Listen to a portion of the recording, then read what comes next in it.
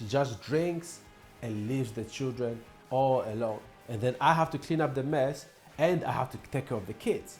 Hello, this is John Paul from BraveFathers.com. Today, we are going to talk about 3 mistakes that fathers make that cause them to lose their case when they talk to CAFCASS. Why is it important to avoid mistakes when you talk to them? CAFCASS can essentially make or break your case.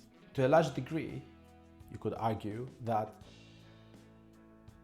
they decide on what happens. If your case is judged by magistrates, then most likely the magistrate will do exactly what CAFCASS says. District judges and other judges tend to make modifications, but they must still justify why they chose not to do what CAFCASS recommended.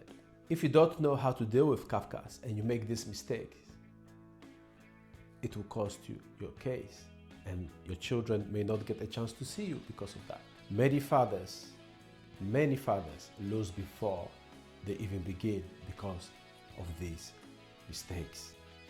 If you avoid doing these mistakes, you will position yourself in a way where you stand out, where the CAFCASS officer can say, I think I trust this father above others, and they will help your case. They will make decisions that will bring you closer to your outcome. At the very least, you get a chance to make sure the CAFCASS officer hears you out and listens to your side of the story.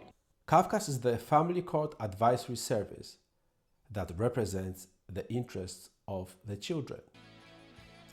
That's their official duty to help the court figure out what's best for the children. It goes a bit deeper, so check out my other videos for some controversial views.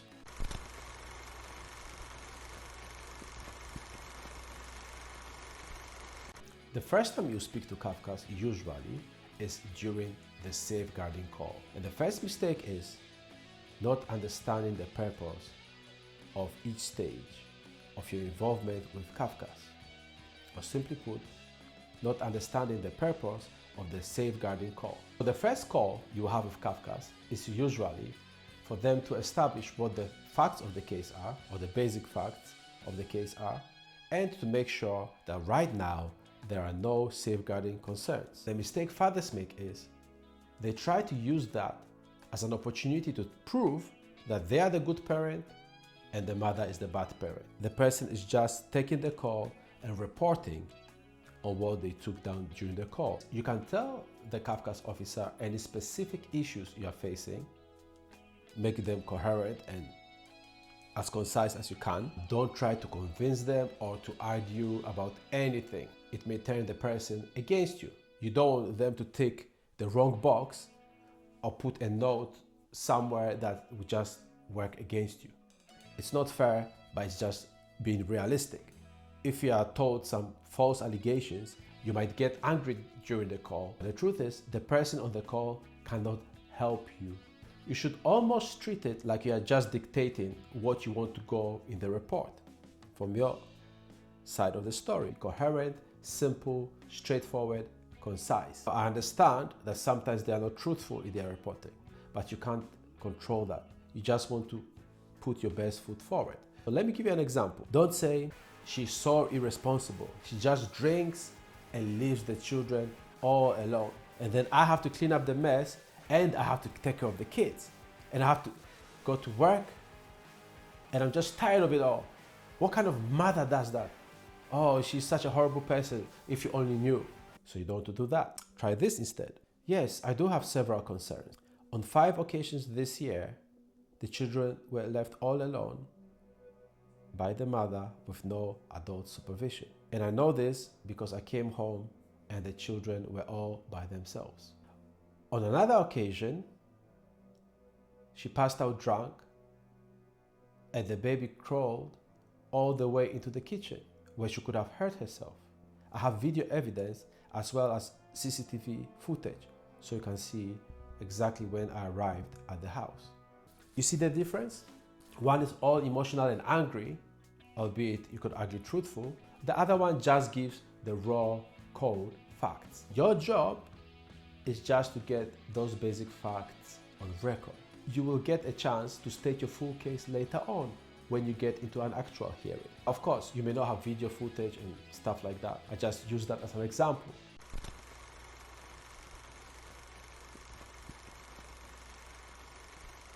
Mistake number 2, arguing with the CAFCASS officer. I've seen recordings of meetings with the CAFCASS officer. In the comments, people would be cheering on the father who is arguing with that CAFCASS officer. First of all, you're not going to win the argument. You're hurting the chances of seeing your children if you get into an argument. So you may ask, what if she tells me some bullshit about stuff that I didn't do? You need to calm yourself down and address it properly. If you can listen to your CAFCASS officer and really listen, you will get a chance to fully understand all that she's saying. When she realizes that you are listening, she's a human being, she will relax a bit. When you respond, she'll be more likely to receive your response. She cannot change the fact that you cannot see your children at that point. If there are serious accusations, even if she believes you, she can't go over to the mother's house and say, look, I believe the father, give him the kids. No, she doesn't have that power. So any argument is just a waste of time and something that will hurt your case. The most important part of your CAFCASS meeting is to listen. If you disagree with something, you can say, I disagree with that. May I present my perspective? Be as professional and as calm as you can.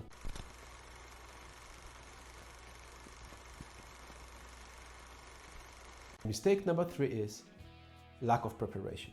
A lot of fathers go into these meetings without any kind of preparation. You need to have a list of the things you want to say. Have a bullet list so you don't forget anything. Practice saying your story in a concise and a professional manner. If you get angry but you have practiced, you will find it much easier to stay calm because you just be doing what you've already practiced. Your case will take several months, if not over a year, to complete. You have to be ready for each stage. So treat the initial interactions you have with CAFCASS as a way to plant seeds for your arguments in the future. Don't try to resolve it all at once because it's very unlikely to happen. Start gathering your evidence. If you have video calls, if you have video recordings, voice recordings, photographs, tickets, receipts, messages, and your memories. Write down what you remember from what happened with the date and the time. Cross-check which evidence you have to prove that what you're saying is true. When you have the meeting with CAFCASS and you have something very compelling, you can show it to that CAFCASS officer so they can get a better picture. The more prepared you are, the better your chances will be to win your case. Even if the CAFCASS officer believes you, they are not at liberty to dismiss any allegations. That has to happen at the court during the fact-finding hearing. You want to be emotionally ready as well, so make sure you have enough sleep, try to get some exercise, eat well, don't drink too much. Obviously don't drink just before the CAFCASS meeting. So I have a free course that introduces you to the fundamentals of how to talk to CAFCASS to help you prepare and to increase the chances of you seeing your children. Some CAFCASS officers will come across as hostile, some will come across as condescending and disrespectful. Don't act the same way. It is not fair. The process is not fair. On the other hand, there are many times where CAFCASS actually saves the case. They save the relationship between the father and the children. In my case, and many cases I've seen, and with the fathers I've coached, I've seen CAFCASS officer not trusting the father at first, but warming up over time and then fighting to help the father have more time with the children. It's possible that you can turn things around if you avoid these mistakes. Don't misunderstand the purpose of each interaction you have with CAFCASS. Do not argue with the CAFCASS officer, and don't fail to plan. Put in the work because it's worth it. Your children deserve to have you in their lives. Ask me any questions you have. Reach out if you need any help. I'm looking forward to hearing your comments. This is John Paul from Brave Fathers. Thank you so much for watching. BraveFathers.com